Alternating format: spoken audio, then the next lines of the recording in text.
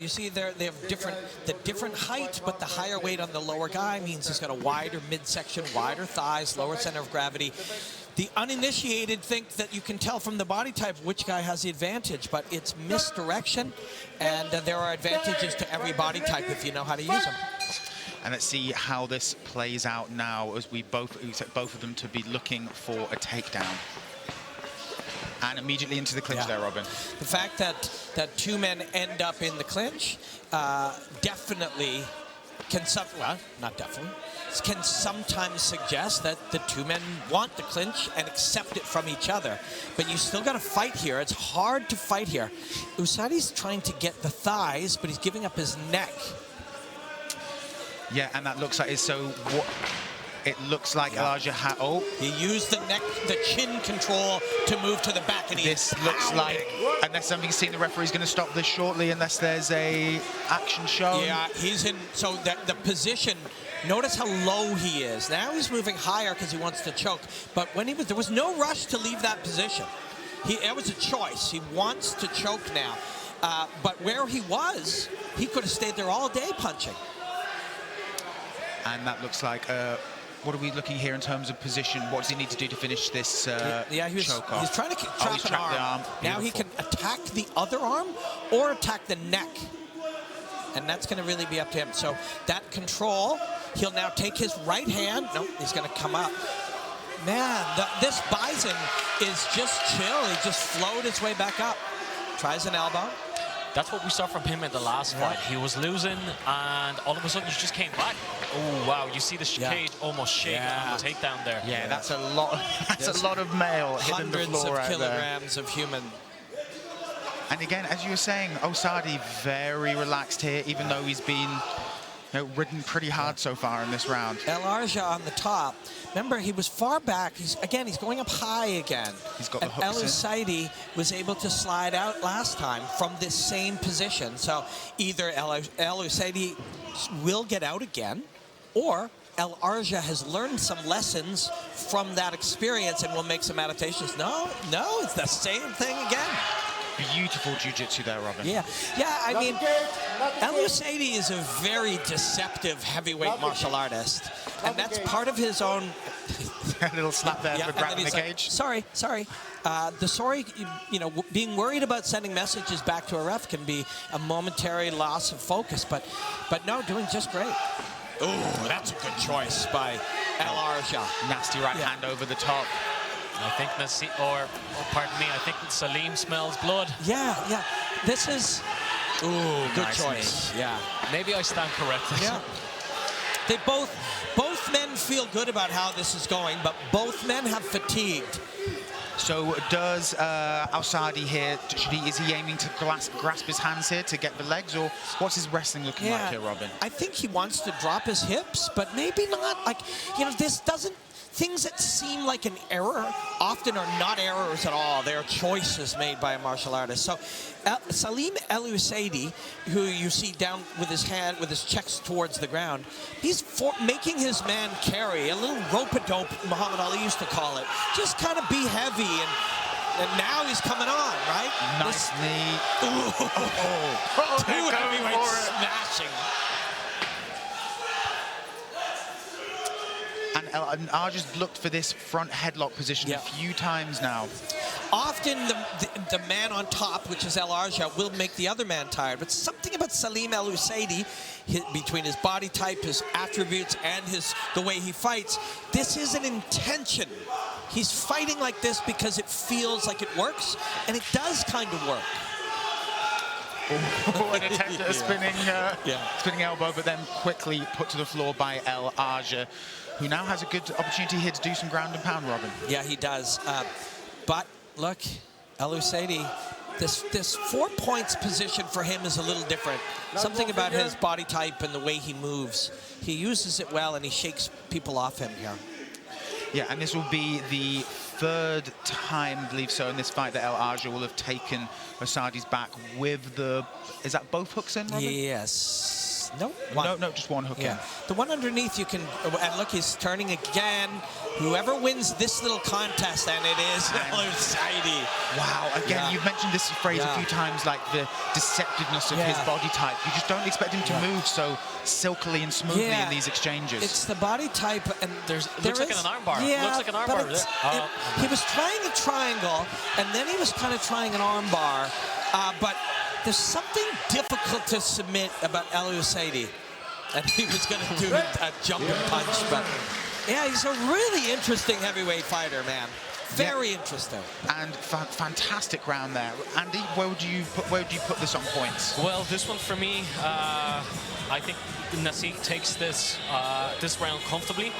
He, as we were talking about, the back position, the control, there was a couple of submission attempts there. But interestingly enough, what we saw at the end there, you know, Salim kind of got up and he was pretty fresh. Nasih struggled to get up there, so it's interesting to see how he comes out in round 2. You saw that sequence. He was punching. He could have stayed there literally for the whole 5 minutes. But there's something a little bit, like I said, the term rope-a-dope, that old school concept. When Muhammad Ali did it, he covered up against the ropes and made you punch until you got tired. El Ouassaidi does it in safe positions where you think you have an advantage over him. And here were the two just punching in the chaos. Two rhinos smashing each other, goring each other in the chaos. That's why we two bisons. Two bisons, yeah. Or a rhino and a bison. Or what, isn't it a tank and a bison? A tank and a bison. Yeah. I don't know. Tanks win that one unless the bison runs around to the back.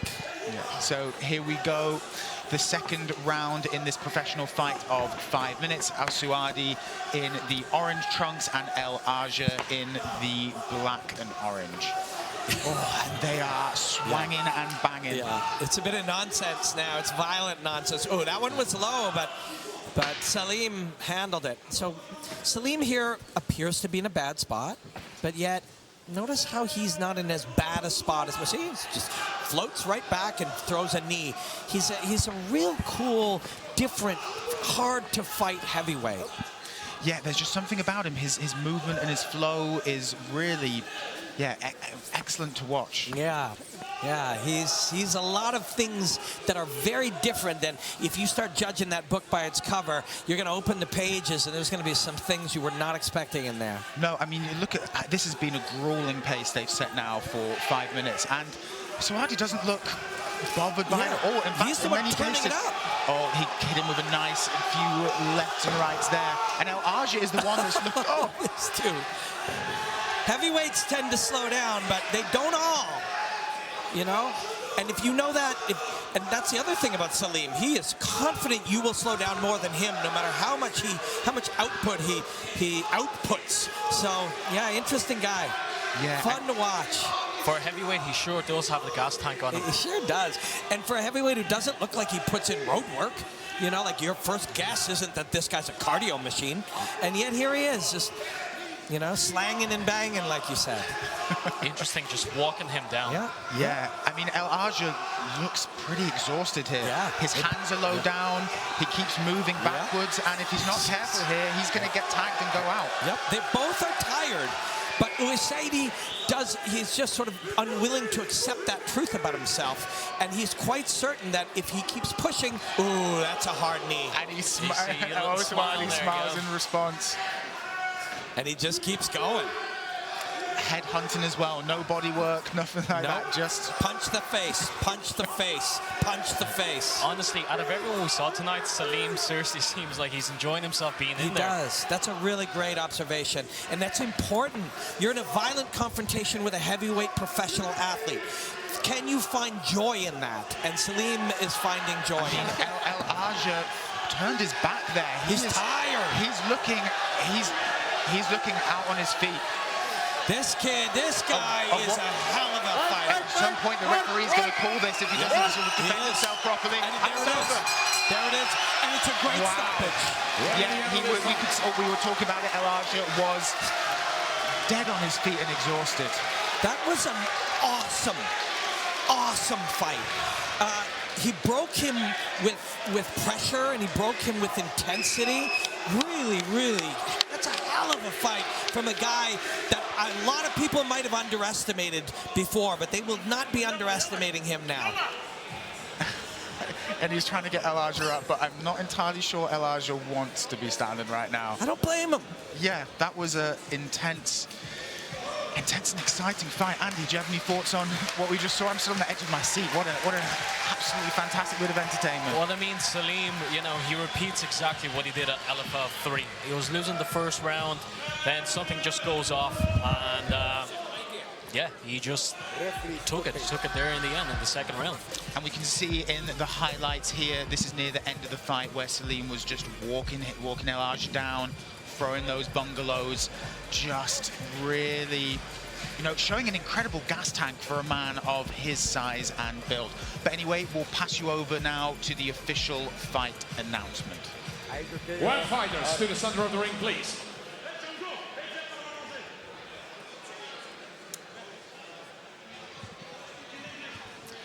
Oh, I believe we should be ready to go there, but maybe there's just a tiny bit of delay lag with the decision, but we'll have the announcement coming for you very, very shortly. I think we're ready to go. When the winner, ladies and gentlemen, of this fight by the referee stoppage, the man in the red corner, Salim El Ouassaidi.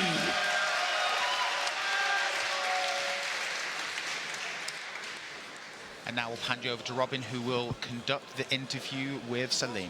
Salim El Ouassaidi. Let's let him put this on. My friend, mon ami, wonderful fight. Did you win this fight with fitness or heart? Ce combat avec ton cœur ou avec ton physique? Bon, toujours, j'apprends des combats avec mon cœur. J'ai pas le temps de faire de prépa physique, je fais avec ce que je peux. He's hurt, but he will keep improving his physique as well. My man, he was bigger than you, taller than you. He's very skilled, but you just overwhelmed him with pressure and intensity, yes? Il était plus grand que toi, il avait pas mal d'aptitudes, et pourtant tu as réussi à prendre le dessus. Comment est-ce que tu le fais? J'ai fait des bêtises pendant le premier round. J'ai voulu le terminer au premier round, comme la dernière fois, à mon dernier combat. Mais j'ai vu qu'il avait la tête dure. Après, je suis un peu sous le flot de l'émotion, c'est pour ça. Mais au deuxième, j'ai vu que j'ai écouté mes coachs, puisque à la base, je devais le boxer et pas lutter. Et voilà, et j'ai réussi à le toucher. Et à un moment donné, il m'a fait de la peine, parce que je voyais qu'il partait. Et je sais pas, mais j'ai continué. Après, il a fini par s'éteindre, le pauvre. Mais bon, j'espère qu'il est en bonne santé. Et voilà. So he said that he made some mistakes in the first round. He tried to finish, but then when he came back to his coaches, he started listening.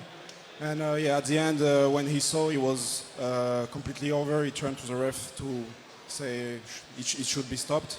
But he's happy because he see that he's fine now. Je voulais rendre un hommage. En fait, on a perdu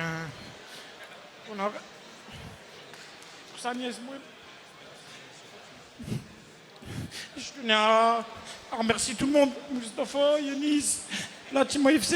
Récemment, on a perdu un petit ange. Donc là, il est ménagère et gros soutien à la famille d'SB, mon entraîneur, et à Dani.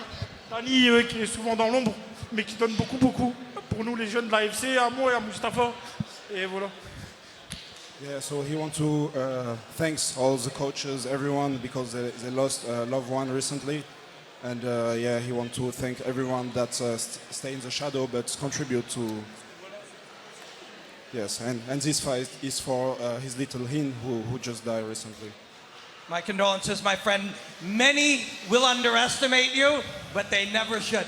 Congratulations, Salim El Ouassaidi.